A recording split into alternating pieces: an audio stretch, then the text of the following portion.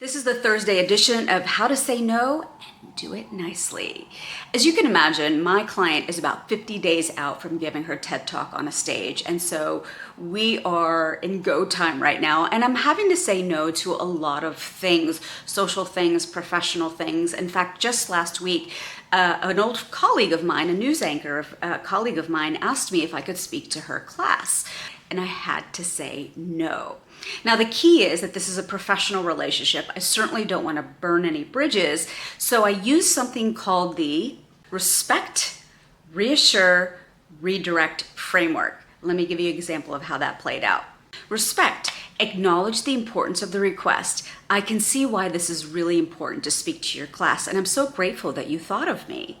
Reassure, be transparent about the reason that you're saying no. Right now, I'm at capacity as my client is 50 days out from taking the stage and I need to stay focused. Redirect, this means that you can punt this request for later or you can ask somebody else to step in your place. Example, I am happy to connect you to Emily, who can probably speak to your class sooner, or we can revisit this for 2025.